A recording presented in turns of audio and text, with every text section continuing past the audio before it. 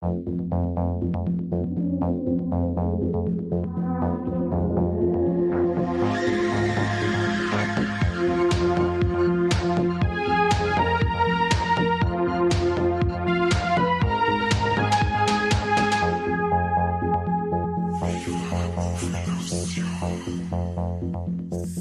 servus und Habitäre beieinander zu einer neuen Folge Viva la Movolution Podcast. Heute ist eine ganz spezielle Folge, weil es ist nicht nur der Kani dabei, grüß dich. Hi, schön, dass ich mitmachen darf. Sondern wir haben heute einen Gast dabei zu einem ganz speziellen Film.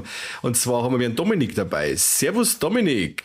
Hallo, ich entschuldige mich jetzt schon für mein Hochdeutsch mit Berlin. Das passt nicht so zum üblichen Schmäh. Ja, wir haben einen Korbi dabei, der kann auch nicht richtig bayerisch, das ist wurscht. Das stimmt. Darum ist er heute nicht dabei, der Korbi, weil sonst war hier die Hochdeutschquote sauber zu stark. Sehr gut. Die wichtige Frage ist eigentlich, verstehst du uns? 90%? Das ist gut. Doch so viel. Das ist gut. Ja, er hat ja, man muss ja sagen, er hat ja Hardcore-Training gekriegt, weil wir kennen einen Dominik Balkhoff mit vollen Namen vom Hardline und das war 4 Tage Regensburg. Und danach ist man fast bayerischer Muttersprachler, da ich sagen. Auf jeden Fall. Das stimmt. Und einige von unseren Hörer, da werden jetzt sagen, who the fuck ist Dominik? Und der Dominik darf sich jetzt gerne mal vorstellen, warum dass er da ist und was er denn so macht. Ja, hi, danke, dass ich hier sein darf. Ich bin Dominik Balko, Regisseur aus Berlin, Filmemacher. Wir haben uns kennengelernt beim Hardline Festival vor... Ich weiß nicht genau, 3-4 Jahren schon wahrscheinlich mittlerweile. Ich glaube 3 Jahre sind's. Da lief mein Kurzfilm O beim 9. Hardline Festival. Ich habe das T-Shirt an, von daher kann ich es gerade auf dem Bildschirm ablesen. Und genau, da lief der Kurzfilm O. Und da haben wir den einen oder anderen feuchtfröhlichen Abend verbracht. Ansonsten kam im selben Jahr von mir noch der Spielfilm Aphasie raus. Jetzt bin ich gerade im Release von einem neuen Kurzfilm und am Schreiben von nächsten Spielfilm. Also ja, Filmemacher durch und durch. Verschiedene Sachen noch, können wir drüber reden, aber viel wichtiger ist ja der Film, den ich mitgebracht habe. Warst du nicht sogar auch mal im Ding, in der Jury vom Fright Nights Festival? Ich war Jury beim Fright Nights, war ich auch, genau. Und beim Landshuter Kurzfilmfestival auch, oder? Landshut und Terror Molins. Das war dieser Kurzfilm O. Also wenn ich Werbung machen darf, den können die Leute mittlerweile auf YouTube finden. Vielleicht könnt ihr das irgendwie in die in die Podcast-Beschreibung oder so verlinken. Verlinkt mal, weil der soll gesehen werden, weil der ist wirklich bombengeil gewesen. Ja, ziemlich verstörend, das Ding. Ich habe ihn im Hardline ja damals leider verpasst, weil das war das nicht sogar dieses Oster-Hardline, das Hardline jetzt direkt auf Ostern gefallen ist, kann das sein? Ich glaube, kann ungefähr hinkommen, ja. Weil der Conny nämlich zu mir gesagt, weil diese Folge soll ja schon viel eher stattfinden. Und der Conny hat zu mir gesagt, ja, er kann nicht und ob wir mir zwar die Folge machen. Dann sage ich kenne die nicht. Wir haben ja eigentlich im ganzen Festival haben wir zwar keinen Ton miteinander geredet. Und ich habe halt einen Kurzfilm damals im Hardline auch nicht gesehen, weil ich eben mit dem Ostern, da war das bei mir eine ganz saublöde Geschichte mit der Pendlerei. Weil du so arrogant bist und mit die Preisen nichts zum Tun möchtest. Das hat dann der Conny gesagt. Ich habe dann gesagt, halt dein Maul. Und ich habe dann den Kurzfilm eben noch nachgehört, eben auf YouTube. Und auf jeden Fall eine große Empfehlung. Ja, genau. Aber der war halt dann, bis er dann jetzt auf YouTube gelandet ist, hat er irgendwie wirklich die Festivalrunde gemacht. Also da war ich sehr glücklich und gesegnet im Vergleich zu allem, was davor war es ein ganz anderes Level. Und da waren dann halt viele Festivals, die tatsächlich gesagt haben, ach, Dominik ist ein ganz netter. Dieses Jahr lief er bei uns, nächstes Jahr laden wir ihn ein. Deswegen war ich bei der Fright Nights dann im Folgejahr an der Jury, Landshut und bei den Spaniern Terror Molins, wo wir auch diesen Méliès d'Argent, diesen großen europäischen Genrepreis gewonnen hatten mit dem Film. Die haben mich dann auch fürs Folgejahr für die Jury eingeladen. Das war ein sehr cooler anderer Blick. Ich meine, Mike hat ja jetzt auch schon die Erfahrung mit der Fright Nights. Du warst ja im Folgejahr. Großer Spaß, finde ich auch so jurymäßig, sich dann Filme anzugucken, auch wenn es immer schwer ist. So eine Letterbox-Bewertung kriege ich gerade noch hin, aber die ist auch nicht die paar Sterne und nicht wirklich, bist du jetzt besser oder kriegst du den Preis, wer hat's verdient, welcher Film, das ist dann doch immer schwer. Das ist sehr schwierig im Fall, wenn man dann einen Film sieht und dann sieht man dann aber in der Zeit so extrem viel Filme. Und wenn ich dann meine Notizen so angeschaut habe, habe ich mir gedacht, boah, fuck, ich weiß ja gar nicht mehr, was es überhaupt gegangen hat. Ich habe mir nur ein paar so bestimmte Kriterien aufgeschrieben, aber ich habe den Film dann nicht mehr gewusst, was das genau war. Aber wie gesagt, wenn man dann so, was waren das, 40 oder 45 Kurzfilme, da kann man dann schon mal durcheinander kommen. ja, bei Fright Nights war es tatsächlich einfach eine Menge an Umfang. Ich weiß nicht, wie sehr wir hier die Zuschauer reinblicken lassen dürfen, aber viele Festivals geben ja der Jury dann nur so eine letzte Auswahl der letzten Filme, die auf dem Festival laufen. Und bei Fright Nights ist halt, finde ich, das Geile, aber halt auch der Umfang, dass man alle oder fast alle, die irgendwie in Frage kommen, sehen kann und auch mitentscheidet, nicht nur wer gewinnt, sondern wer im Festival läuft. Das ist halt voll geil, aber du siehst halt viel oder musst halt viel mehr sehen. Das stimmt, ja. Darfst. Richtig. Das Glas ist halt voll. Ja, Mike, und zwar dein nächster Schritt, wenn du jetzt schon als Jury dabei warst, dann einmal von der anderen Seite als Filmemacher ins Festival zum kommen. Ha? Oh Gott, was soll ich für einen Film dran? Keine Ahnung, du hast den Wohnort für einen sauberen Outback-Slasher. Das stimmt. Also ich sehe da viel Potenzial. Location kann man bei mir schon machen, aber ich darf die Regie beim Dominik überlassen. Der kann das besser für ich. Wahrscheinlich ja. Ist ein Deal. Also wenn ich kenne nur von Social Media dein Filmzimmer. Wenn das mit der restlichen Umgebung mithalten kann, Mike, dann filmen wir da bei dir. Das ist ungefähr so schaut es im Rest aus, ja. Ja, genau. Hast du, weil du hast ja gesagt, deinen ersten Spielfilm, den Aphasie, der ist auch schon veröffentlicht, ist der schon, kann man den irgendwo schon erwerben, als Blu-ray oder irgendwo streamen? Keine Ahnung, ist der irgendwo verfügbar? Ja, das war ein langer Kampf mit Verleiher, weil es halt was sehr, sehr Nischiges ist. Das ist so ein Genre-Mix aus verschiedenen Sachen, dann auch noch improvisiert sehr, sehr viel gewesen. Und dementsprechend haben wir einen sehr kleinen Verleiher gefunden, der uns dann, ihr seht es ja im Hintergrund, so als Sammler ein bisschen das Herz hat bluten lassen, aber mich trotzdem gefreut hat, dass Leute ihn sehen können. Wir haben nur in Anführungszeichen einen Online-Release gekriegt. Okay. Die Leute können ihn sich aber auf Amazon, auf iTunes und YouTube hat ja da seinen eigenen Streamer, Google, Microsoft, auf all den Streaming-Apps. Das, was die meisten Leute nutzen, ist das von Apple oder von Amazon wahrscheinlich, können da werben. Und wenn ihr in Deutschland seid, falls ihr irgendwie Österreicher oder so zuhören, in Deutschland geht auch der Trick, dass man, sage ich das öffentlich? Ich sag's öffentlich, ihr könnt Tage ein Abo für so einen Extra-Kanal erwerben und dann ist der Film da mit in diesem Abo drin und dann bleibt ihr natürlich länger Abonnent und unterstützt diesen Amazon-Kanal, aber prinzipiell ist das ein kostenloses 7-Tage-Test-Abo. Also falls ihr Aphasie gucken wollt, schaut ihn euch an. Ihr findet ihn auf Amazon Prime, Aphasie mit PH. Okay. Aber es ist ja nichts geplant für ein physisches Release, oder? Vom Verleiher jetzt nicht. Also wenn wir dann irgendwann mal, wenn der Vertrag ausläuft, Rechte zurückkriegen und man dann nochmal was Neues startet. Es gab jetzt auch mit anderen Leuten Gespräche, aber jetzt ist leider halt wirklich erstmal, wenn ihr ihn gucken wollt, wenn ihr ihn unterstützen wollt in den nächsten 5-6 Jahren, wird ziemlich sicher nicht irgendwo was rauskommen. Okay. Aber wenn, dann bitte in die Specials deinen Kurzfilm reinpacken. Ja, gerne. Kannst du zu die beiden kommenden Werke, die du jetzt vorher schon angeteased hast, den kommenden Kurzfilm und Spielfilm schon ein paar Worte sagen oder ist es noch komplett unter Verschluss? Bei dem Kurzfilm kann ich schon drüber reden. Der ist jetzt vor einem Monat oder so fertig geworden. Bene Culturale, italienischer Titel, weil wir den in Italien drehen durften.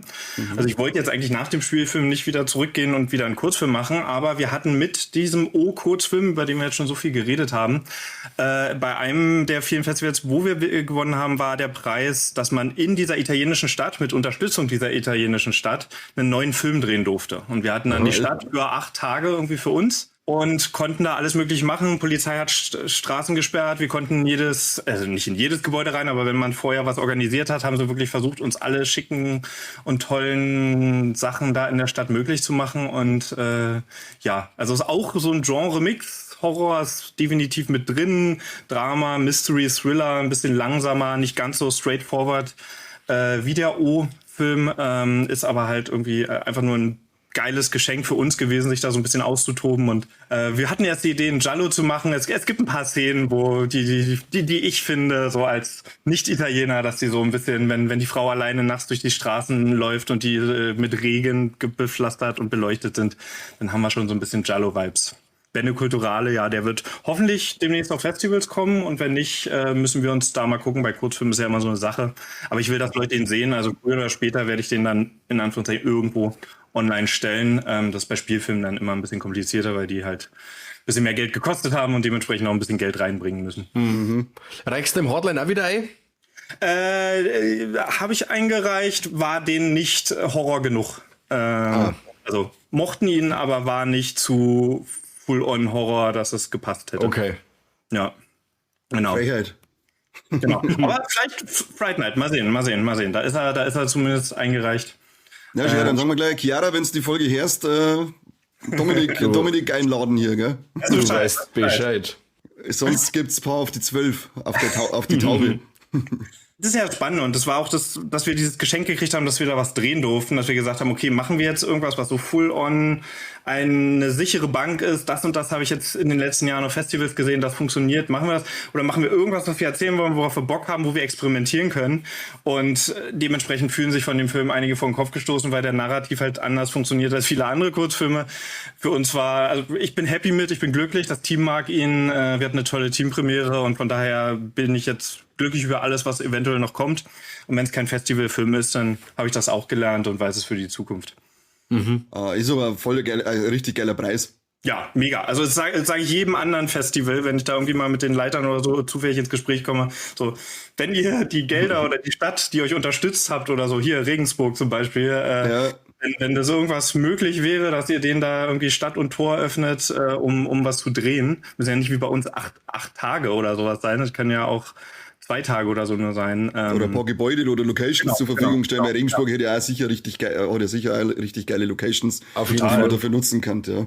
Ja. Aber über den nächsten Langfilm darfst du noch nichts sagen, quasi, oder? Sind das Entwicklungen. rausgehört. Ich schreibe an 2 Sachen. Eine ist anderes Thema als O, aber wenn ihr euch O angeguckt habt, wird es sehr diesen Vibe haben, also sehr eine isolierte Person, die immer mehr ihrer Manie und ihrem Wahnsinn verfällt. In der Entwicklung ist noch nicht mal gerade ein Arbeitstitel, von daher kann ich da nichts drüber sagen. Und das andere ist ein Herzensprojekt, an dem ich schon seit langem schreibe. Das Wort habe ich jetzt schon öfter gesagt. Genre-Mix aus allem Möglichen. Arbeitstitel Die Todmacherin. 2 Frauen, die sich in der Silvesternacht zufällig auf einer Selbstmordparty kennenlernen. Alle anderen sterben um sie. Sie beschließen, nee, eigentlich wollen sie wissen, wie sie nicht selber sterben, sondern wissen, wie es ist, jemand anderen umzubringen. Und tingeln dann durchs nächtliche Berlin auf der Suche nach dem perfekten Opfern für ihren Mord. Und ja, so ein bisschen ein Zu-Fuß-Road-Movie in der Silvesternacht auf der Suche nach dem perfekten Opfer. Hört sich super an. Hört sich spannend nur, ja. Finde ich super. Keine Ahnung, wie ich es finanzieren soll, aber das ist das erste Projekt, an dem ich ganz viel schraube und drehe und mache und immer wieder neue Weggefährten habe, die versuchen, das mit mir umzusetzen. Ja, cool. Bin ich gespannt, was dabei rauskommt. Weil du sagst, du hast ja dann eigentlich so 4 Werke, die dann released sind. Und wenn ich das richtig höre, hat man 3-mal das Thema mit der Psyche, also bei Suizid und Manie und Sucht und Isolation, Einsamkeit, ist das so ein Thema, sind das so Themen, die dir allgemein umtreiben, die dir wichtig sind, oder ist es zufällig, dass die Themen so in deine Werke präsent sind? Also was ich merke, was ich total spannend finde, was ich interessant finde, sowohl als einfach nur Zuschauer, als auch wenn ich selber was mache, wo ich sehr stark dran bin, wenn jemand mit was fasziniert oder besessen oder obsessiv ist. Und ob das jetzt so literally ganz deutlich wie bei O mit der Sucht ist oder ob es halt um Ecken gedachter ist. So einige Personen bei Aphasie haben da auch Probleme in die Richtung. Und die Projekte, über die wir jetzt geredet haben, da bei dem Italienfilm, da habe ich jetzt inhaltlich nichts gesagt, bei dem Bene Culturale, da ist auch ein Künstler, der halt total versessen ist, irgendwie das perfekte Kunstwerk zu kreieren. Ohne den neuen Kurzfilm zu sehr zu spoilern. Also das ist was mich irgendwie immer, was ich spannend finde, was mich umtreibt, was auch nicht immer was ist, was bei mir funktioniert, wenn ich es bei anderen Filmen sehe, wenn es gut gemacht ist. Also werden wir auch bei Excision dann später merken. Und ansonsten, Filme kommen bei mir immer von so einem Gefühl, dass ich so irgendwie ein Gefühl habe und das irgendwie spürbar oder erlebbar machen will. Also es sind weniger, ich will die und die Geschichte erzählen oder über das und das Thema reden, sondern es ist meist so ein Gefühl, meistens irgendein Unbehagen, was Negatives, irgendwas Aufgeladenes und das würde ich dann gerne transportieren, dass dann irgendwie ein paar Jahre später Leute im Kinosaal eventuell das selber durchleben, man ein Gespräch findet oder sie zumindest miteinander dann über diese Themen oder die Sachen, die sie erlebt haben, reden können.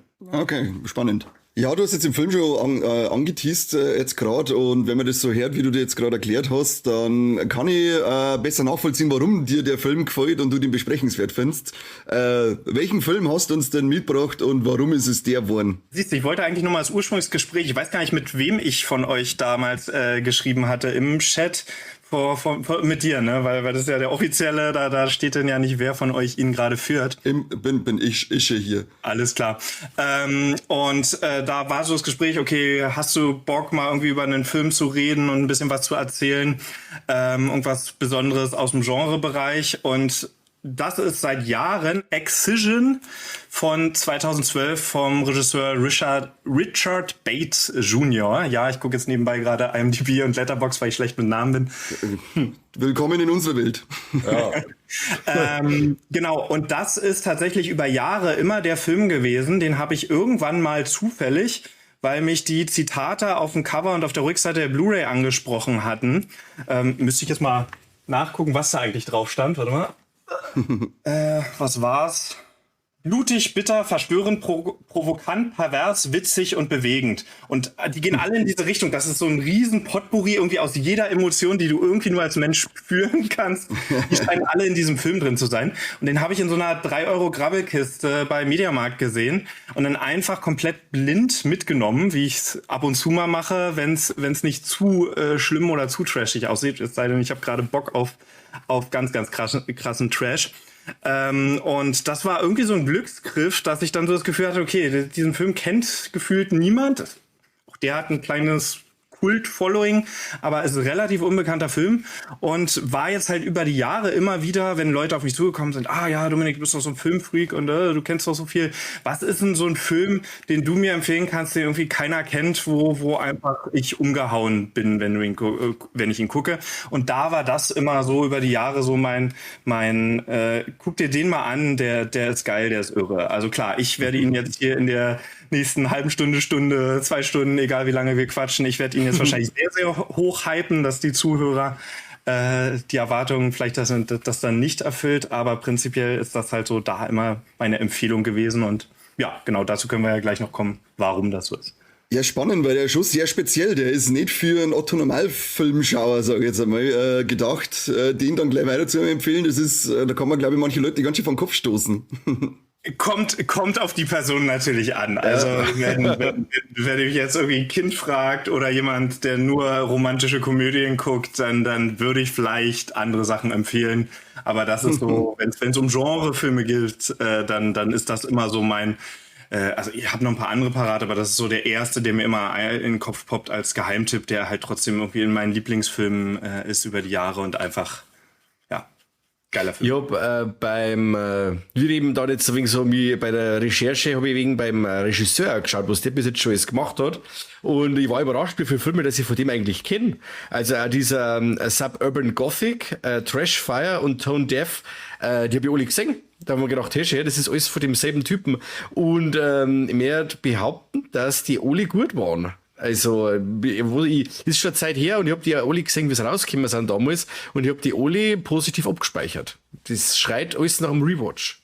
Die haben alle so eine ähnliche Tonalität. Einige sind so ein bisschen mehr auf der Comedy-Seite und andere sind ein bisschen mehr auf der Schlag in die Magengrube, verstörende Horrorseite, aber prinzipiell bewegen sie sich alle in diesem weird abgefuckt, aber irgendwie auch lustig Spektrum. So ganz abgefuckte Figuren in ganz dysfunktionale Beziehungen zueinander und das zieht sich irgendwie so durch. Ja, ich bin auch diesen neuesten, ich habe das gerade nicht offen, irgendwas mit Heaven, Hell, wie heißt da, der neueste Film von ihm, den habe ich auch noch nicht gesehen, habe ich neugierig, der ist von vor ein paar Jahren. King Knight, genau, das ist der neueste.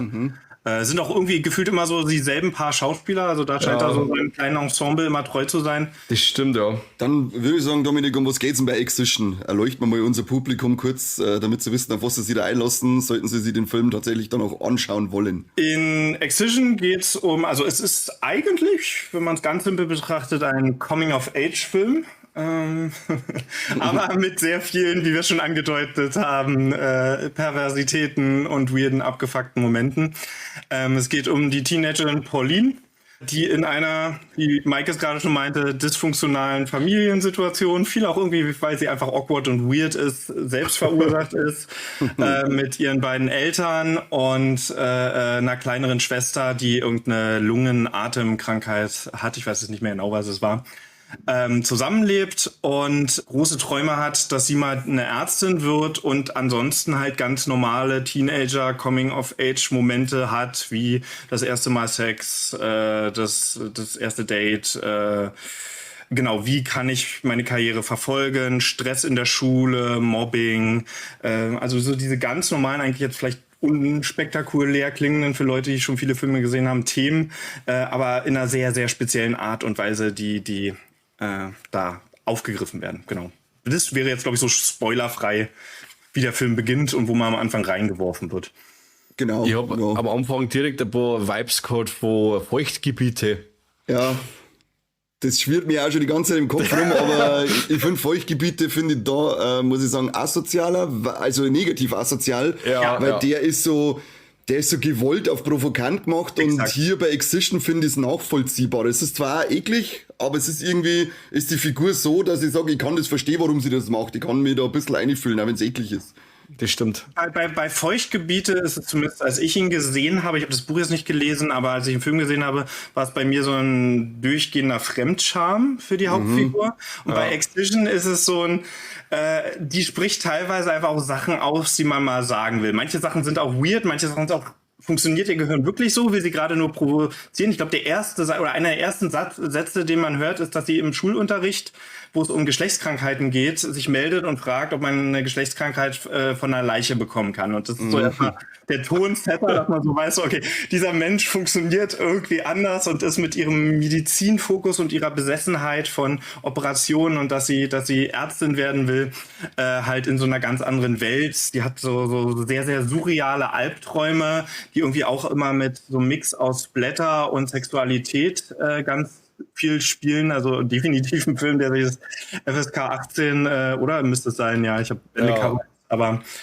verdient hat. Da wird sich sehr ausgelebt in diesen sehr, sehr plastischen, brutalen Träumen. Ja, und es ist ja total grotesk, wie krass sie ja einen Wandel macht, einen optischen in der Realität oder dann in ihre ziemlich kranken Träume, weil diese Schauspielerin, diese Anna Lynn McCord, die ist ja eigentlich extrem hübsch. Und so wie sie es da quasi in der Realität hergerichtet haben, da sagst du, die klang nicht mit der Kneifzange an, aber kaum hat's dann einen von ihren verstörenden Visionen oder Träume, dann ist die ultra scharf. das war Wahnsinn. Da haben wir gedacht, ist das überhaupt dieselbe Schauspielerin, aber das ist tatsächlich. Ja, ich hatte mir jetzt zur Vorbereitung hier, habe meine Hausaufgaben gemacht, den Audiokommentar angehört und da sitzen die beiden drin, die Hauptdarstellerin und der Regisseur und da erzählen sie unter anderem, dass halt seine erste Reaktion beim Treffen war, du bist eine gute Schauspielerin, aber ich weiß nicht richtig, für die Rolle habe ich mir jemanden anderen vorgestellt. Das basiert auch auf einem Kurzfilm, können wir vielleicht später nochmal drüber reden, den er ein paar Jahre vorher gedreht hat mit einer anderen Schauspielerin und das war halt auch eher eine weirde Außenseiterin. Von daher weiß ich nicht. Und sie kam dann zum nächsten Treffen halt komplett schlecht gemaked, also sich absichtlich verschandelt, sich total im Restaurant daneben benehmend und ich glaube sogar im Streit dann noch so, ja, ich schneide mir jetzt die Haare ab, irgendwie mit dem Messer auf den Tisch, was da dann im Restaurant irgendwie auf den Tisch macht. Und das hatte ihn halt so überzeugt, diese Bereitschaft, sich da reinzusteigern und das halt zu machen von der Schauspielerin, dass er gesagt hat, alles klar, hier und da ein bisschen Make-up und ein paar Spielereien und dann kriegen wir dich auf das Level, wo die Figur visuell hingehört, dass sie jetzt nicht irgendwie die Abschlussballkönigin oder sowas ist, aber dann können wir es mit dir besetzen.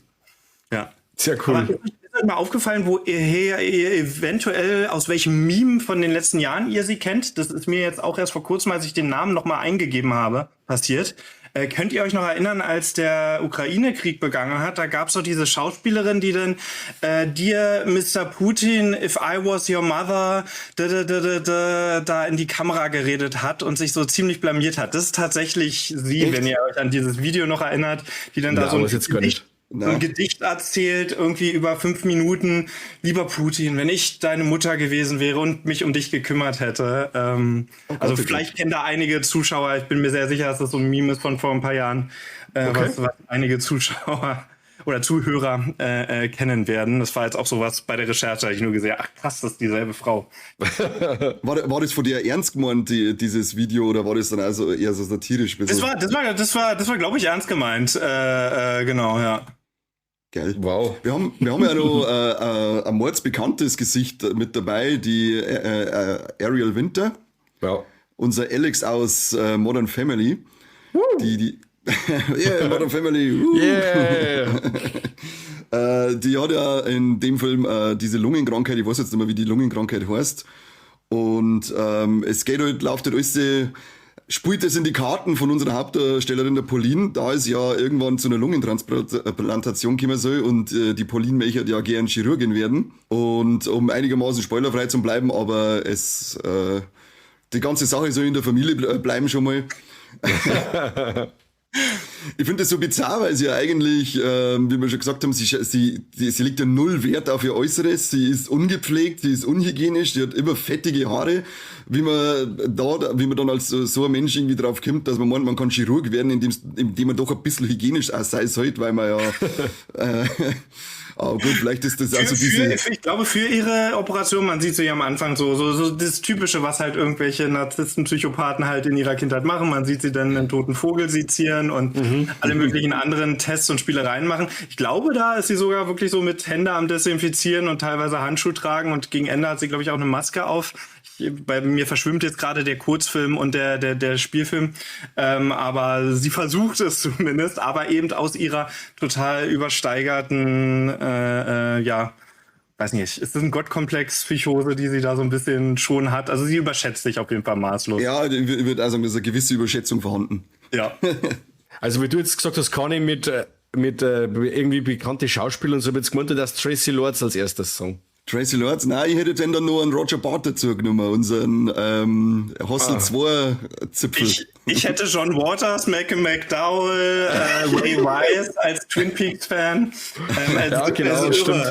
Also ihr habt jetzt die tatsächlich so die Familie jetzt genannt, also die ganz bekannten. Ich habe jetzt so ein paar Nebenrollen, die einfach nur, John Waters spielt irgendwie einen Priester, Ray Wise ist der Schuldirektor und Debütfilm von einem unbekannten Filmemacher.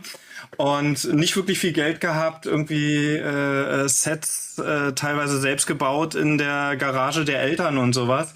Und dann halt doch schon einige, jetzt nicht die größten Stars, aber auf jeden Fall bekannte Genregesichter halt einfach da zu haben und die zu kriegen. Irgendwie in dem Audiokommentar hat auch die Anekdote erzählt, dass John Waters, als er das Skript geschickt gekriegt hat, und John Waters hat ja auch einige der bizarrsten und weirdesten und ekligsten Filme teilweise gemacht. Und der hat dann irgendwie zurückgeschrieben oder am Telefon zurückgesagt, well, that's a fucked up script. Das war dann für ihn so der Ritterschlag, okay, geil, da bin ich anders dran. Das stimmt, der passt auf jeden Fall in den Film super rein. Vor allem, wie gesagt, wenn man wirklich diese Filmografie von dem man mal auf der Zunge zergehen lässt, allein schon so Pink Flamingos oder so, die sind schon sehr spezielle Filme. Ja. Aber die Tracy Lords, ich muss schon wieder auf Tracy Lords zurückgehen. Ich bin ja seit frühester Kindheit, hätte ich fast gesagt, ein Fan von der Tracy Lords. Nicht nur, weil es in ganz vielen Nackedei und Ferkelfilmchen dabei war, sondern weil sie auch bei Blade zum Beispiel dabei war. Und in der Eröffnungsszene. Und die fand ich immer super cool. Und sie ist ja sogar der Produzent von dem Film auch, gell? Sie ist da irgendwie also auch hier wieder so ein Do-it-yourself, ganz, ganz wenig Geld Film, der da, also zumindest vor allem, wenn man nach Hollywood nachstehen geht. Ich habe nicht genau die Summe gefunden, aber war nicht sehr teuer und dementsprechend haben einige von den größeren Namen halt sich ein gewisses Recht mitzuentscheiden erkauft, indem sie den Film halt unterstützen, auf Gage verzichtet haben und so weiter und so fort. Und so ist diese Tracy Lords als Produzentin mit an Bord gekommen, genau. Ja, also es war dann eine von diesen Möglichkeiten, diese namhaften Leute da ranzukriegen. Weil du eben gesagt hast, wegen dem günstig sei und so. Also das, finde ich, sagt man den Film sehr an, dass er günstig war. Also diese ganze Optik und so, weil er sehr, sehr digital und irgendwie, ich finde, dass er farblos wirkt. Also ich finde, man merkt es schon, dass er nicht viel gekostet hat oder dass nicht viel Budget am Start war. Ich weiß, was du meinst. Das hat mich bei dem Film irgendwie noch nie so richtig gestört. Ich habe den jetzt vor einem Jahr oder zwei endlich mal im Kino sehen können. Okay. Wir haben hier in Berlin so eine Reihe Creepy Crypt. Okay, da gibt's einen Podcast da, gell?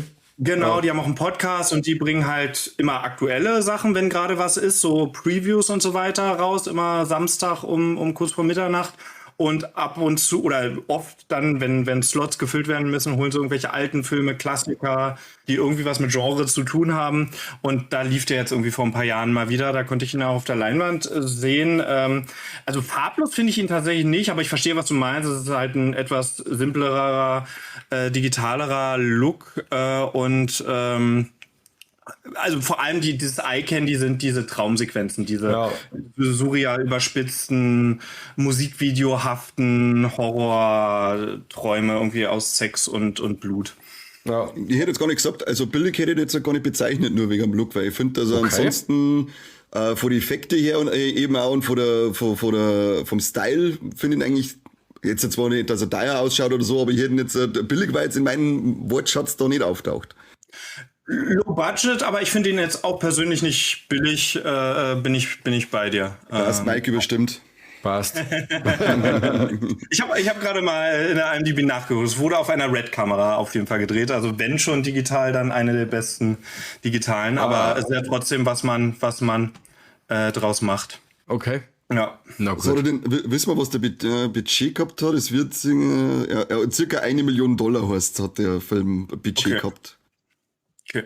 Aber wahrscheinlich auch irgendwelche, vielleicht war es das wirklich an echtem Geld, sonst war es teilweise wahrscheinlich auch sowas dann so eine Rückstellungsverträge von diesen ganzen Schauspielern, dass die gesagt haben, okay, ich bin Produzent, aber dafür verzichte ich auf meine Gage und ihr könnt es noch hinten raufrechnen oder so. Kann ich mir vorstellen, ich weiß es nicht. Genau ist jetzt auch nicht dabei gestanden, es war jetzt wirklich nur so, es wird von circa $1 Million gesprochen. Okay, hatte ich bei der Recherche nicht gefunden, cool. Ich finde diesen Kontrast zwischen ihrem echten Leben und ihre Träume so irre, weil sie eigentlich eine Chirurgin werden möchte, die Leben retten will und in ihre Träume geht es aber eigentlich nur um Tod. Alle überall sind Tote und dann ist doch auf dieser einen Leiche mit gerade noch halberten Kopf und irgendwie Gedärme raus und was weiß ich. Bei der ist irgendwie, dysfunktional ist eigentlich wahrscheinlich immer das beste Ding, bei der funktioniert gefühlt überhaupt nichts, dass irgendwas Hand in Hand läuft, sondern es ist alles irgendwie widersprüchlich.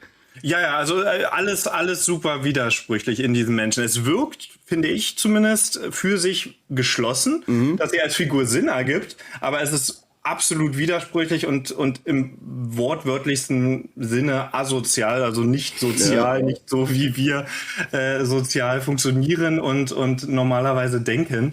Und keine Ahnung, das macht sie sehr, sehr sympathisch. Sympathisch, weil es halt kombiniert ist mit diesem Coming-of-Age, Teenager, sich selber finden, seinen Körper finden, seinen Platz im Leben finden, seine Aufgabe finden, mit Hierarchie von Lehrern kämpfen und irgendwo so seinen Platz in der Welt versuchen zu finden. Ja, das finde ich wirklich. Na, passt, Mike.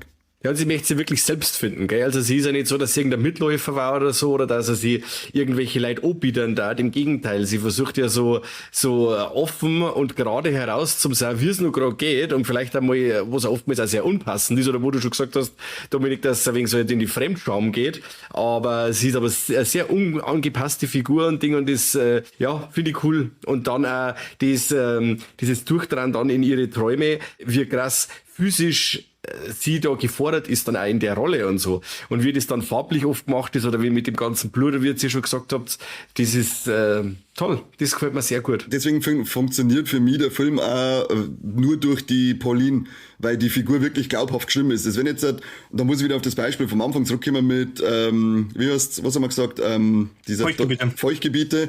Die Figur findet null glaubhaft.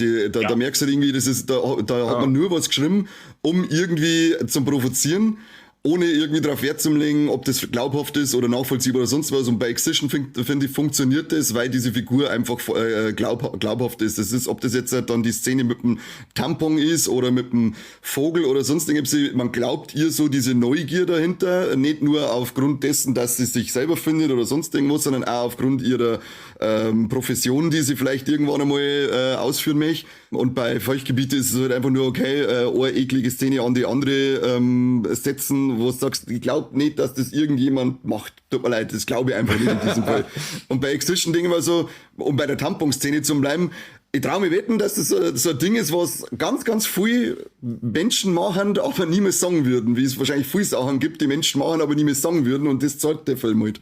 Ja. Und sie ist bei all diesen Sachen irgendwo noch ein Mensch. Ich hatte jetzt vorhin mit diesem Tiere sezieren irgendwie was vom Psychopath gesagt, aber sie ist jetzt nicht ein kalter Psychopath, der keine Emotionen hat. Sie ist trotzdem noch ein emotionaler Mensch, der irgendwie ganz, ganz dramatische Weinszenen irgendwie hat oder wenn die Eltern irgendwie schlecht mit ihr gemeckert haben oder sie irgendwie im Gespräch belauscht, wie die sich irgendwie den Kopf zerbrechen, was können wir nur mit unserer Tochter machen, wie können wir die nur gerade rücken und auf Spur bringen und so weiter, wo du wirklich siehst, okay, das ist gerade ein Mensch, oder wenn sie dann von den coolen Mädels in der Schule so ein bisschen gemobbt wird, ja, sie hat einen coolen Spruch drauf und kann irgendwie zurückschlagen hier und da immer mal wieder, oder über 3 Ecken schafft sie dann, das so ein bisschen zurückzuschlagen. Aber es sind trotzdem ganz menschliche Momente, wo sie dann einfach nur mit einem schockierten Gesichtsausdruck oder so zurückbleibt und halt in all diesem Wahnsinn sie halt einfach ein Mensch ist. Und das ist auch das, das ist ja ganz am Anfang gefragt, so, oder dass ich sagen soll, warum ich den mitgebracht habe.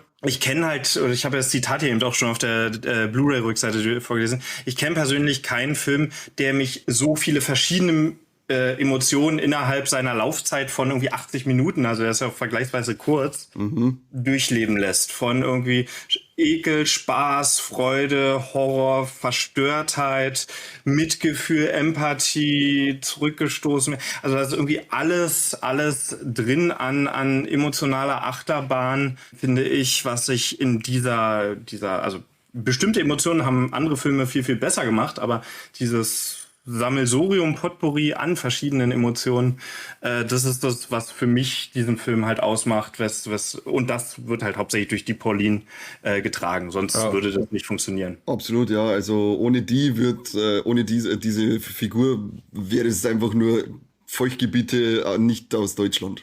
Genau. Ja, aber es ist wirklich so, sie hat sich so ein Gerüst aufgebaut, dass sie wirkt von außen total unannahbar.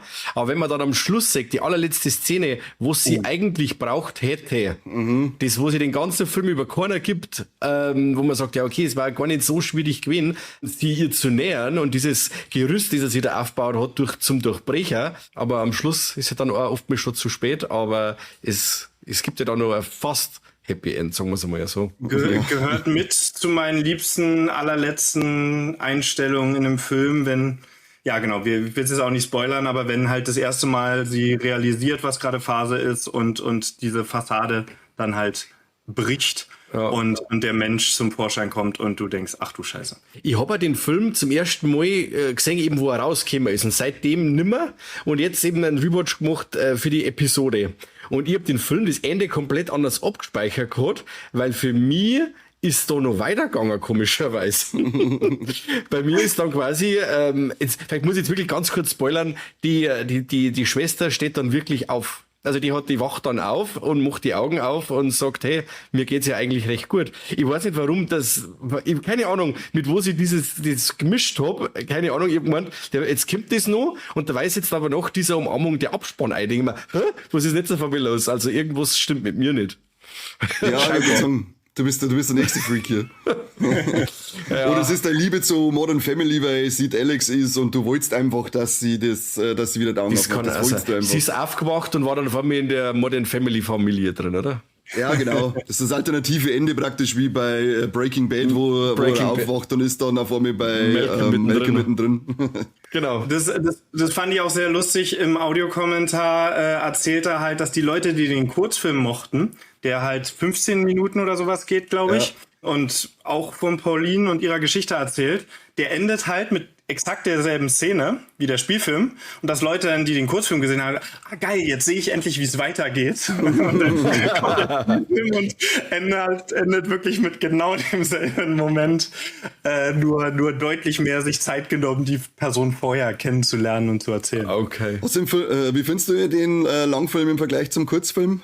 Besser. Also ich kannte zuerst den Langfilm, habe ich ja jetzt gerade erzählt, irgendwie im Mediamarkt Grabbelkiste, dann irgendwann, was wird es sein, wenn er 3 Euro gekostet hat? 2012 ist er rausgekommen, wahrscheinlich 2015 oder sowas, habe ich den dann das erste Mal gesehen. vielleicht 2014. Und den Kurzfilm habe ich jetzt erst in Vorbereitung irgendwie vor einem Monat oder sowas gesehen. Der ist cool, der eben wahrscheinlich, weil ich den Film so mag und die Struktur und alles, was da passiert, er kommt mir halt wahnsinnig schnell und knapp und von Szene zu Szene springt vor. Die Pauline von damals, die macht es auch sehr, sehr gut. Also das hätte ich mir auch durchaus vorstellen können, dass die diesen kompletten Film macht. Aber auch da, was da die Annalyn McCord macht, das war halt klasse und das will ich nicht missen. Von daher guckt auf jeden Fall den Langfilm. Dann könnt ihr, wenn ihr wollt, noch ergänzen. Den findet man auf YouTube. Genau.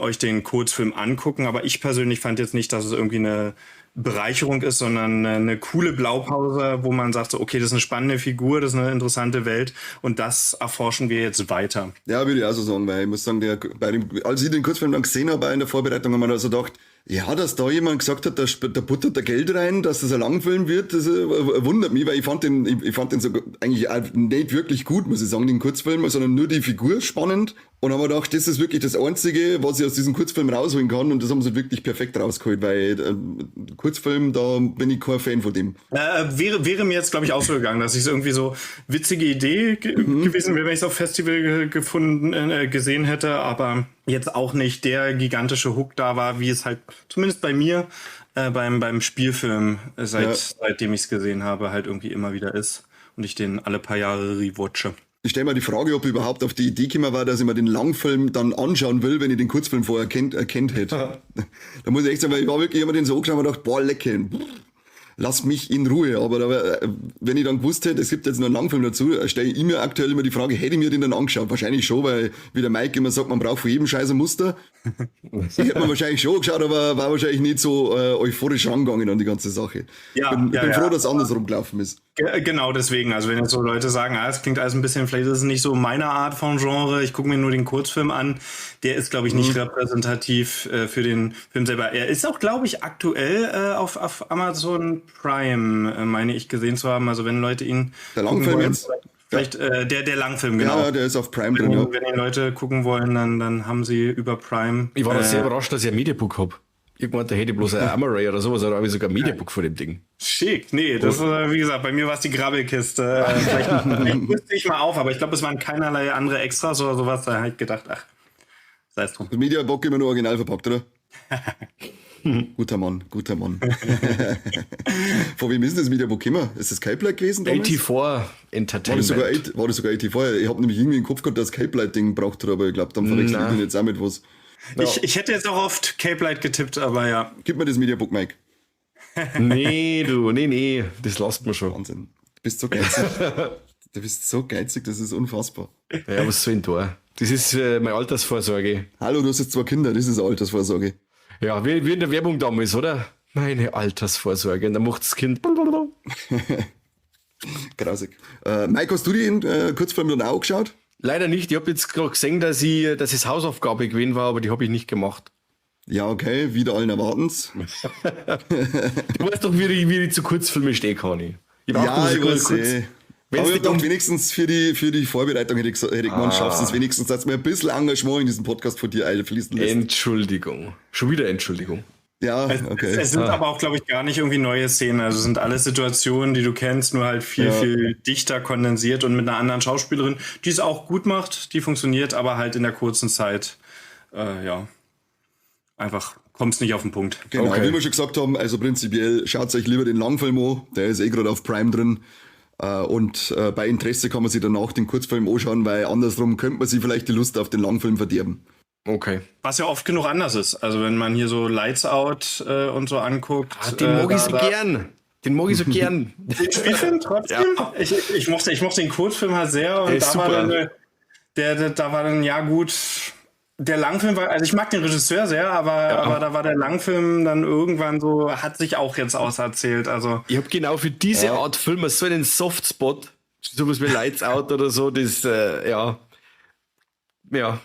oder ein Blumhouse, es wissen die Leute da draußen, die uns hören, ich habe da einen Softspot auch für Blumhouse und für das ganze Zeug, ich schaue das Zeug gern, auch wenn es dann oftmals auch verreist, aber ich schaue es einfach gern, ich setze mich gern hin und schaue mir einfach diese, kostengünstigen, ganz reinrassigen Horrorfilme an, ob es generisch sind oder nicht, aber Ja, ich brauche, wie der Conny gesagt hat, ich brauche von jedem Träger Muster und ich schaue die Dinger gern. Meine Frau gleich mit, also wir haben wie bei Modern Family die Dunphys, die sie in schlechte 3D Monster-Mutationsfilme reinsitzen, schauen wir uns Blumhouse Geistergruselfilme an. Ja, wobei bei Lights finde ich es auch genau umdreht. Da finde ich da funktioniert der Kurzfilm für mich auch besser als der Langfilm. Ich finde zwar den Langfilm auch ganz cool, weil ich die Idee einfach mag, aber funktioniert der im Kurzfilm für mich besser. Das ist auch ein guter Kurzfilm, ich weiß nicht, ob ihr den kennt. Ich glaube, es ist ein junges Mädel, das mit einer Nintendo Switch, ich glaube, Animal Crossing spielt. Und das Zimmer in dem Spiel, das ist praktisch so eine Simulation des Spiels, das Animal Crossing, falls keiner kennt. Und das Zimmer im Spiel, glaube ich, ist fast genauso möbliert und aufgebaut wie ihr Zimmer. Und dann kommt aus dem Schrank im Spiel eine Sprechblase, die aber sie direkt anspricht und so. Ich krieg jetzt nur Gänsehaut, wenn ich dran denke, das Ding war so scheiß gruselig. Ich weiß jetzt nicht mehr, wie der heißt, ich schick euch den Link danach, weil das ist echt so ein Kurzfilm, der hat mir richtig die Eier rasiert, das war unfassbar. Da hätte ich fast den Switch weggeschmissen. Das ist führt es jetzt von Excision weg, aber das bei diesen super kurzen Horror-Kurzfilmen oder teilweise mittlerweile Instagram-Reels oder wenn irgendeiner auf TikTok ist, halt teilweise echt gut. Manchmal ist es auch sehr generisch und du hast es 1000-mal gesehen, aber du kannst halt innerhalb von Sekunden kannst du dieses so, wenn ich mich jetzt umdrehe, steht da jetzt jemand, ist da jetzt was, so ein ganz in ein paar Sekunden das Konzept erklären und dann ist es nur die Angst, kommt da jemand rum oder nicht. Da gibt es so ein paar Instagram-Kanäle, die ich abonniere, wo ich mich jedes Mal freue, wenn da irgendwie ein neues Video kommt. Weil immer die werden mir auch immer vom Algorithmus irgendwie nachts vorgeschlagen. Das ist immer das perfekte Video, wenn ich irgendwie im Bett nochmal den Fehler mache, aufs Handy zu gucken. Dann kommen die genau richtig und wirken perfekt. Nur ein bisschen vorm Einschlafen das klassische Doomscrollen, dass man dann schon immer richtig schlafen kann und dann noch ein paar Schläge in die Magengrube, dass man wirklich richtig nicht mehr schlafen kann. Deswegen ist mein Algorithmus, der wird immer wieder darauf konditioniert, dass ich nur süße Katzenvideos kriege auf Instagram. Da möchte ich die Leiden der Welt und die Leiden aus den Horrorfilmen vergessen und möchte mit Katzenbabys berieselt werden. Ah Gott. Was? Ja, jeder wird das mag. Ja. Du weißt es Maus, wie sagst du mit Katz mag Mais im Herz Brone nicht? Katz frisst Mais im Herz Brone nicht, ja. Also Schlag in die Magengrube ist ja das Finale von dem Film, das finde ich auch, das hätte ich irgendwie bei dem Film so krass nicht erwartet, weil ich finde, das ist echt, also jetzt nicht gerade so die letzte Szene, die ihr gesagt habt, sondern vorher das, was die Pauline noch macht. Das ist auf einmal so, der Film läuft ja verhältnismäßig gediegen dahin. Bis auf diese Traumexzesse, die sie hat. Natürlich auch so, weil wir vorher gesagt haben, sie erkundet ihren Körper. Ich finde, dass sie für das auch ganz genau weiß, was sie möchte, als sie ihr erstes Mal plant und so. Es sind also so Coming-of-Age-Momente, aber halt ein bisschen eklig. Und dann kommt so dieses Ende, wo ich dachte, Alter, warum eskaliert's denn auf einmal so krass? Das ist ja voll irre. Ja, für mich persönlich war das dann halt wirklich dieses Teppich unter den Füßen wegziehen und irre, wo das hingeht. Ich sehe es auch, also natürlich, es wird aufgebaut, aber ich hab's damals beim ersten Gucken, oft sehe ich Twists vorher, aber das habe ich irgendwie jetzt nicht kommen sehen. Wahrscheinlich haben wir es jetzt schon genug angedeutet, dass man sich irgendwie zusammenpuzzeln kann oder so, wenn man den Film sich anguckt. Aber unsere Hörer sind nicht die hellsten Kerzen auf der Torte, die werden sicher nicht wissen. Und ich habe mir weil du gerade die anderen Filme von ihm meintest, und ich hatte mir diesen Trashfire, Street Trash? Nee, Trashfire heißt Trashfire, glaube ich, ja. Von dem Regisseur jetzt heute tatsächlich endlich mal jetzt angeguckt, die Blu-ray ausgepackt und reingeschmissen. Und der hat ja tatsächlich auch so sehr, sehr lange war nicht, die Hauptfigur war nicht ganz so, es war so eine Pauline, aber ein männlich, die nicht ganz so funktioniert hatte, aber weniger gestört, aber also ja, gestörte Familienverhältnisse, egal. Jedenfalls ist da auch wieder so die letzten 20 Minuten, die letzten 10 Minuten reißt da dir irgendwie den Teppich unter den Füßen weg und dreht halt die Spannungsschraube immer mehr an und an und an. Und weißt du, irgendwas Schlimmes wird passieren. Ich weiß nicht, was passieren wird, wo es hingeht, bestenfalls. Aber irgendwas Schlimmes wird jetzt passieren. Also es scheint so ein Stilelement in vielen seiner Filme zu sein, was dann hier von dem Debütfilm an immer wieder kommt, dass er da echt gut ist in den richtigen Momenten. die plötzlich in die Vollen zu gehen, wo du nicht mal wusstest, dass wir so weit auf der Skala hochgehen können in so einer Art von Film. Ja, genau, das trifft es eigentlich genau richtig, weil bei Extinction habe ich nicht damit gerechnet, dass wir wirklich nur so ausrasten am Ende. Ich hab mich die ganze Zeit zwar gefragt, ich bin gespannt, wie der Film ausgehen wird, was er mal im Finale dann bieten will, oder ob das so, ich hätte den Film auch irgendwie so eingeschätzt, als würde er einfach abrupt enden, ohne einer wirklichen klaren Endaussage. Aber ja, er hat am Schluss schon nochmal ordentlich in die Eier, bevor er geht. Das stimmt auch. Absolut. Lässt sich dann starrend im Kinosaal auch zurück oder vom Fernseher. Aber da die geplante Entjungferung, das war ein bisschen mein Magic Moment. Das war dieser ganze Part, der war wirklich ein Potpourri der Gefühle. Da muss jetzt wirklich mal mit das meine ich ja. Das kann der Film sogar innerhalb einer Szene. Erzähl gerne ein bisschen von. Also, wo ich nicht weiß, okay, es ist eigentlich schon ziemlich widerlich und weil sie ja da ihre Periode hat quasi, wo es das erste Mal haben möchte mit diesem Typen, den sie random aussucht im Endeffekt. Und und wie dieser Ablauf der Entjungferung inklusive dann, was geheißen hat am Schluss, ich kann es nicht mehr genau wiedergeben, wo sie gesagt hat, ja, vielleicht kann man uns wieder mal treffen oder irgendwie so. Und er dann so, halt dein Maul oder so. Ja. Er war total verstört danach. Ja, das war damit rechnet auch keiner, dass dann auch noch heißt, ja, jetzt hat hier mal ein bisschen unter die Decke und was weiß ich und alles ist voll. Und es wird halt auch wieder mit so einer surrealen Traumsequenz irgendwie kombiniert, wo das Blut irgendwie um die Körper herumspritzt und in alle Richtungen und dann sind wir wieder in der realen Welt und was da, also ich glaube, das ist so ein Detail, was wir spoilern können oder Ja, also sie hat halt ihre Tage und sie hat auch bewusst entschieden, dass sie das erste Mal haben will, wenn sie ihre Tage hat und warnt den Jungen nicht vor und bittet ihn, dass er doch mal unter die Decke verschwindet mit dem Mund. Und dann kommt er irgendwann schockiert wieder und rennt Richtung Spiegel und schaut sich an. Und im Audiokommentar erzählt der Regisseur, dass das eine Anekdote aus seinem ersten Mal tatsächlich ist. Also er war dieser Mann, der dann im Badezimmer vorm Spiegel stand.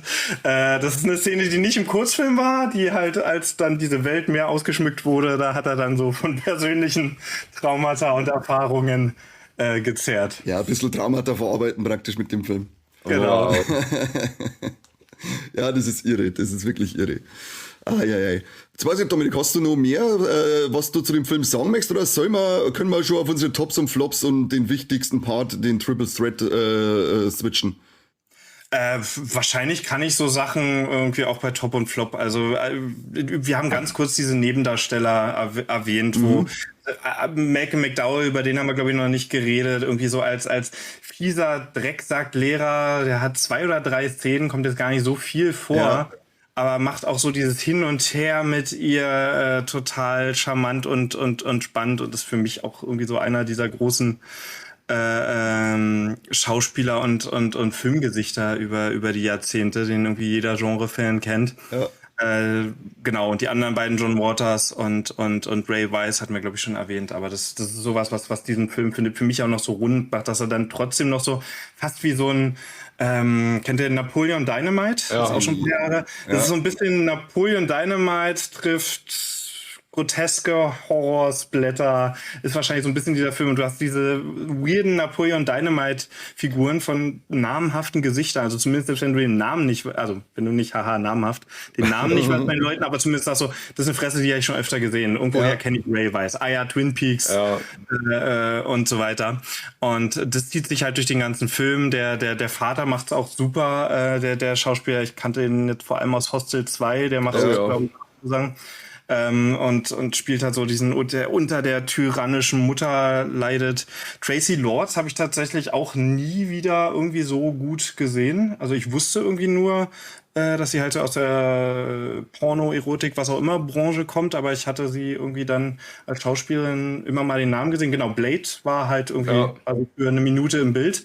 Und sonst gar nichts, aber das ist auch eine irre Rolle und Leistung, wie sie da dieser Struggle mit irgendwie, ich will meine Tochter lieben, aber du machst es mir so scheiße schwer. ist ganz stark. Nö, aber den Rest hebe ich mir für Tops und Flops und alles, was da kommt, auf. Ja, passt, dann switchen wir einfach, fangen wir einfach mal an. Und lass jetzt einfach mal den Mike anfangen mit Tops und Flops. Toppity Floppity. Also, mein Flop ist, dass der Film trotz seiner kurzen Laufzeit seine Längen für mich gehabt hat. Also er hat zwar schon recht viel Sachen, die einen bei der Stange halten, mit so groteske Sachen und dann auch wieder mit ein paar lustige Sachen. Und er ist auch, finde ich, recht episodenhaft erzählt, aber er hat sich für mich ein bisschen gezogen. Das war jetzt Apps, wo ich gesagt habe, okay, jetzt rein dann, wie ich die Laufzeit dann verglichen habe und schaue auf die Uhr, denke ich mir, oh Gott, wir haben ja erst 70 Minuten. Und ich bin dann schon wegen da gesessen und mir gedacht, okay, ein wenig mehr Tempo war mir jetzt bei dem Ganzen fast ein wenig lieber gewinnen. Aber dann, wenn er dann so richtig loslegt, eben bei diese sehr artifiziellen Traumszenen, da zeigt der Film, finde ich, so richtig, oder der Regisseur also richtig, was er drauf hat, mit Beleuchtung, effekttechnisch oder was er aus den Schauspielern rausholen kann. Und das ist mein absolutes Top und macht den Film auch absolut sehenswert.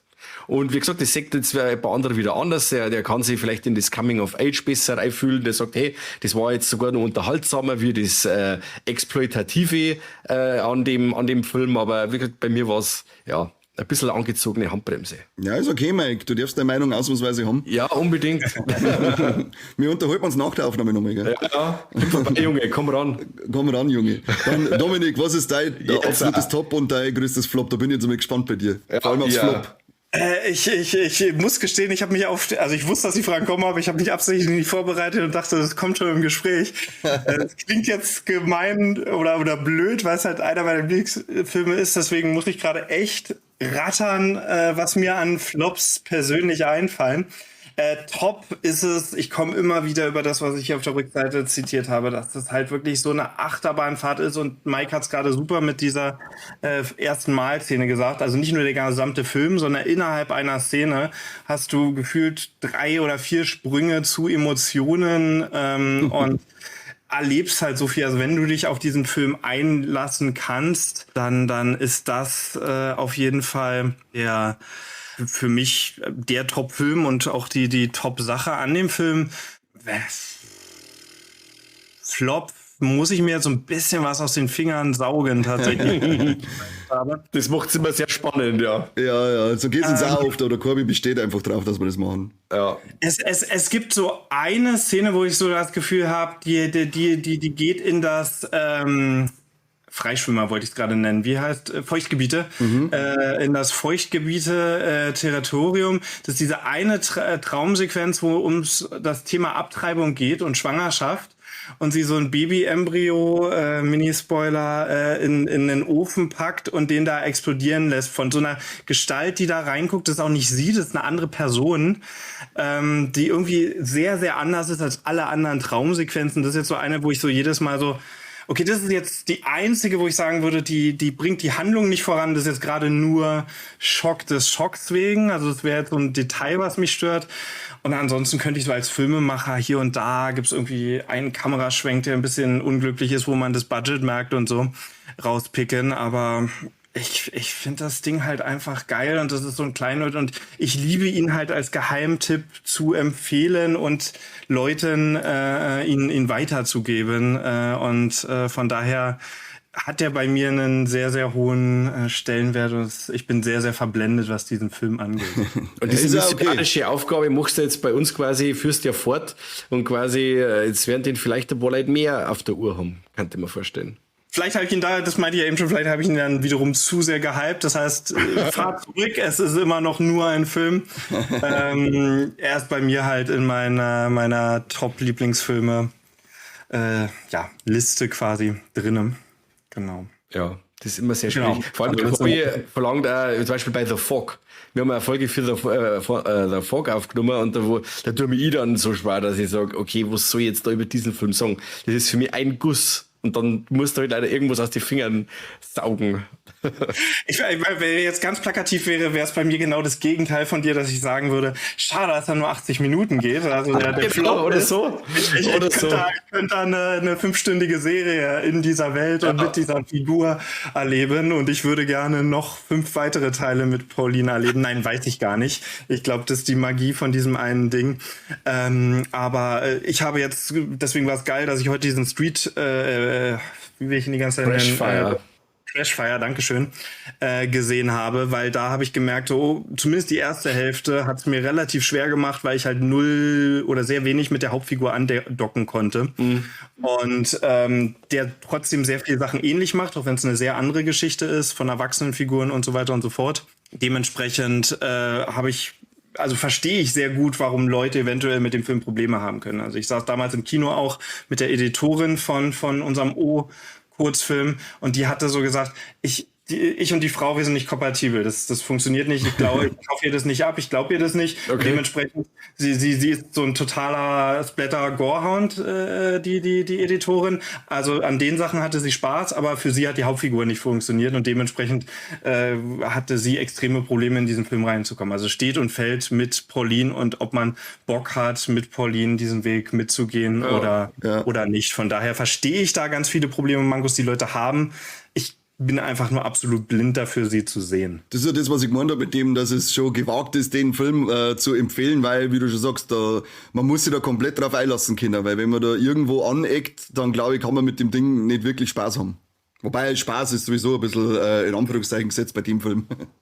Ja, genau. Ja, wahrscheinlich sagt es dann auch was für mich, über mich als Mensch aus. Ich mag, sowohl in meinen eigenen Arbeiten, als wenn ich einen Film gucke, als auch im echten Leben, ich mag awkwarde Momente. Also wenn jetzt wirklich jemand dann emotional verletzt ist oder drunter leidet oder so, dann natürlich nicht. Aber wenn einfach gerade nur alle sitzen im Raum und keiner weiß, ob man was sagen oder wer was sagen soll oder so, ich habe Spaß dran. Das ist lustig, das ist unterhaltsam. Und wenn Filme mich irgendwie in so, oh Gott, was ist das für eine awkwarde Liebesszene oder Sexszene oder sowas. Ich letztens auch wieder einen Film mit einer ganz, ganz weirden Sexszene gesehen. Ich sitze grinsend davor. Ich finde es einfach nur super unterhaltsam, weil es halt so unangenehm ist und ich dran teilhaben kann. Andere Leute checken bei sowas halt total aus. Also wenn das nicht eure Art von Genre ist, dann ja. Das Schöne mit einem Witz die komplette Stimmung zerstören und alleine da sitzen und grinsen und alle anderen haben keinen Bock mehr. Genau, exakt. Typische klassische Sexszene, die, glaube ich, dann auch dir gefallen wird, ist wahrscheinlich aus X von Ty West, oder? Welche mal? Der erste mit den alten Leuten. Nee, aber welche Sexszene da? Also da gibt's ja viele, weil ja Porno... Die mit den alten Leuten. Aber stimmt, habe ich jetzt gerade gar nicht mehr dran gedacht. Ich habe vor allem an die jungen Leute und denen Sexszenen gedacht, aber ja. X ist jetzt vielleicht nicht im Pantheon meiner absoluten Lieblingsfilme, aber ist von den 3 Teilen auf jeden Fall mein Liebster und einer, der so... Es ist ein weirder Film, um das zu sagen, aber zumindest die erste Hälfte ist so ein Comfort-Film, den ich einfach anmachen kann, wenn ich irgendwie nebenbei was arbeite und einfach mit den Figuren rumhängen. So, was ich irgendwie, keine Ahnung, Once Upon a Time in Hollywood ist auch so ein Film. Okay, jetzt mache ich einfach im Hintergrund 2,5 Stunden da Leonardo DiCaprio und Brad Pitt an und hänge ein bisschen mit denen rum. Und X ist irgendwie in dieser selben Klasse von Filmen, wo ich einfach Spaß habe, mit den Figuren rumzuhängen und Zeit zu verbringen. Von daher mag ich den sehr, aber du hast recht, da saß ich auch grinsend im Kino und dachte, und auch wieder krass, dass mich das dann berührt. Also auch irgendwie so, dass ich dann nachdenke über das Sexualleben von keine Ahnung, wie alt die waren, Ü80 Leuten oder sowas oder Ü70 vielleicht. Dass das überhaupt so ein Thema ist, wo ich zumindest in der Filmwelt noch nie drüber nachgedacht habe. Ja. Und das dann funktioniert, da geht mein Herz auf und da macht es Spaß, wenn jemand den Daumen in die Wunde drückt. Wo man eigentlich sagt, hey, die haben ab Ü60 hat man doch keinen Sex mehr, oder? Was soll das? Schaut euch Ex an. Ja, genau. Beweist das Gegenteil. Hast du jetzt haben wir so viel geredet über Sexszenen, hast du dein spezielles Top schon rauspickt? Tatsächlich diese Gefühlsachterbahn, okay. Also diese emotionale Achterbahn, sogar innerhalb von Szenen, das ist, und ansonsten der Charakter von Pauline, der ist, wenn es jetzt auf eine Person oder eine Sache. Top-Szene, überlege ich gerade. Ja, das erste Mal ist schon sehr, sehr cool. Aber wahrscheinlich wirklich von der Effektivität, diese allerletzte Szene, die ist irre. Die ist echt, auch viel gute Sachen. Ja, dann mache ich meine kurz, weil top. In dem Fall nehme ich die Gespräche mit Gott. Das finde ich auch immer nur so geil abstrakt in dem ganzen Werk drinnen, dass sie trotzdem immer wieder zum Beten geht und die Gespräche dann auch mit Gott, das spiegelt auch nochmal diese ganze Verrücktheit von ihr mit wieder, finde ich. Das hat mir sehr gut gefallen. Und beim Flop ist es bei mir auch schwierig, aber ich glaube, ich muss mich da an Mike anschließen. Mir hat er ab und zu auch für die 80 Minuten doch seine Längen drinnen gehabt. Da bin ich ab und zu da gesagt, verstehe ich nicht. Wie kann das sein? Das sind gerade 80 Minuten, verstehe ich jetzt gerade nicht.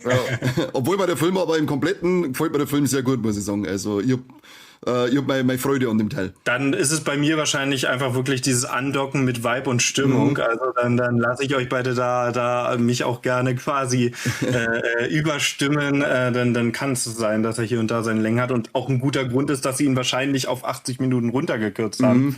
Also gesagt haben, okay, damit ist es noch für alle Verleiher und so weiter ein Spielfilm. Aber alles weitere Fett versuchen wir so gut es geht rauszukürzen. Aber gab jetzt etliche Vertreter in der Filmwelt, denen 80 Minuten auf alle Fälle besser getan hätte, als wir 90 Minuten oder 120 oder gar mehr. Aber das ist ein anderes Thema. Das stimmt, ja. Dann gehen wir mal zu unserem Triple Threat über, oder? Ja. Dominik, den darfst du beantworten. Was Titten in dem Film? Ja, auf jeden Fall. Einige, viele teilweise aus der Götterperspektive auf dem Boden liegend, mit einer langen Kranfahrt. Sehr schön, das ist schon mal das erste T. Haben wir Trompeten in dem Film? Ich glaube tatsächlich, visuell zeigen nicht, nein. Man sagt Eier. Wir brauchen Eier. Stimmt. Ja, dann geben wir mal ein halbes T, oder? Wir sind nah dran. Ich darf ein halbes sagen. Für einen Hodensack gibt's ein halbes T. Ich bin schon so weit gesungen, dass ich für unseren Triple Threat bei bestimmten Szenen auf Pause tue und tu dann ganz langsam vor. Er macht, da sind Eier. Gut. Passt, haben wir. Das hast du aber vorher auch schon gemacht, Mike. Wir kennen die. Naja. Und Dominik, haben wir tote Tiere in dem Film? Ja. Sehr schön. Dann sage ich 2,5 Ts von 3, Prädikat, Triple Threat von Viva la Movilusion fast komplett erfüllt. Also müsst ihr euch den Film anschauen, dann kennt es gar nicht aus. Also, das Coole ist ja, dass das mittlerweile ein Prädikat ist. Früher, ich habe mir eine von unseren älteren Folgen angehört, da war das als Warnung gedacht. Ja, jetzt ist es vorbei, jetzt ist es Prädikat. Als Warnung gedacht, gerade dass wir nicht nur tote Kinder dazu haben oder sowas, aber das war eigentlich mehr als Warnung gedacht. Aber ja, weil tote Tiere sind viel schlimmer als tote Kinder im Film.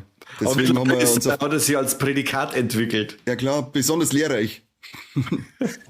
Dann werde ich das mitnehmen, wenn irgendwann dann doch hoffentlich in ferner Zukunft ein physischer Release in vielen Jahren von Aphasie möglich ist, dann erfüllen wir da 3 von 3 Punkten, um die Zuschauer hier ein bisschen neugierig zu machen. Sehr schön. Und zwar alle 3 Punkte ordentlich. Dann designe ich vorher noch wirklich so ein Logo. Oder so ein Lorbeerblatt, ja genau, das Triple Threat Prädikatslogo, das kriegst du dann und das wird dann vorne aufs Cover gepresst. Sehr gut. Das wird super. Bis dann die WWE kommt und uns wegen dem Triple Threat eine auf die Finger haut wegen Plagiat. Ja, das war unsere Folge zu Excision, würde ich sagen, oder? Ja, sehr cool. Sehr schön. Das freut mich, das war cool, dass es endlich funktioniert hat. Wir haben ja wirklich wieder, Dominik hat schon ein paar Mal gesagt, vor Monaten habe ich ihm das geschrieben. Wir haben schon lange Zeit geplant, dass wir es endlich schaffen. Wir haben jetzt auch diese Aufnahme nur 2 Mal, glaube ich, verschieben müssen. Aber es hat endlich funktioniert. Das hat mich gefreut. Es ist schön, dass du dabei gewesen bist, Dominik. Es war auch cool, mit dir aufzunehmen. Auf jeden Fall. Ja, danke für die Einladung und auch cool, dass ich über so einen weirden Fucked-Up-Film reden durfte. Und ja. Vielleicht hat der ein oder andere Zuhörer ja Spaß damit. Wenn, schreibt mir gerne. Ich rede gerne auch noch weiter über den Film. Findet mich auf Instagram unter meinem Namen, wie er irgendwie in der Podcast-Beschreibung bestimmt steht. Schreibt mir eine Nachricht und lasst uns über den Film reden oder sagt mir, was ihr scheiße dran findet. Ich rede gerne über Filme, also von daher meldet euch, Excision, rede ich sehr gerne drüber. Unbedingt, ja, macht es. Schreibt es in die Kommentare, lasst es uns alle wissen. Und natürlich, wie gesagt, an Dominik, lasst uns wissen, habt ihr Excision gesehen? Habt ihr vor, Excision jetzt anzusehen? Und falls ja, wie hat er euch gefallen und was ist eure Meinung dazu? Genau. Ansonsten danke an Dominik fürs Dabeisein. Hast du noch abschließende Worte an unsere Hörer? Bleibt dem Genrefilm treu. unterstützt kleinere, was ja bei sowohl auf Excision als auch auf meine Arbeiten passt, kleinere Indie-Projekte und guckt neben dem Mainstream, was es da noch alles gibt. Gerade im Genrefilm sind da immer wieder geile Sachen am Entstehen und Machen. Und ansonsten, guckt Filme, kauft euch physische Filme. Ja, das ist das Richtig, Wichtigste. ja. Und So gute Bleibt dem Worte. Medium treu. Vor allem, da ist ja viel immer beschweren, dass nur Fortsetzungen und was weiß ich im Kino laufen. Sucht's abseits vom Kino nach diesen Indie-Projekten. Da sind so unglaublich viele Perlen vorhanden. Die brauchen ein größeres Publikum, weil sie es wirklich verdient hätten. Ja. Ja. Das deutsche Genre-Kino ist nicht tot, man muss es nur suchen. Ja, genau. Und vielleicht ausgraben, weil es tot war, keine Ahnung. Mal schauen, ob man sich da von Geschlechtskrankheiten holen kann, um die erste Frage von der Pauline nochmal aufzugreifen. Das führt uns dann zu Kai Buttgereit zurück. Die Romantik ist schon ein paar Jahre her. Genau. Ja. Geschlechtskrankheiten kann man sich auf alle Fälle bei Viva la Movilusion holen. Wenn ihr uns wieder mal live sehen wollt, bei irgendeiner Nacht des guten Geschmacks, sind wir am Start. Mike, danke, dass du mitgemacht hast. Allerweil. Und Mike, du darfst dann am Corby sein Part übernehmen. Oh Gott, na gut. Also, dann da draußen, vielen Dank, dass ihr wieder dabei wart beim besten bayerischen Filmpodcast der Welt. Jetzt ist es wieder gut, dass ich nicht weiß, wo der Film gespielt hat. Das schneidet der Corby dann. Ja, dann sagen wir einfach, Sag mal, sei. sagen wir einfach nicht vor Excision. Oh, Ja, ich weiß, er ist schlecht, aber der Ort wird ja nie benannt, oder, wo der Film spielt. ich weiß nicht. Ja, nicht, das ist wurscht. Macht es gut, auf Wiederschauen und danke fürs Zuhören. Jo, bis bald. Servus und habe die Ehre. Ciao.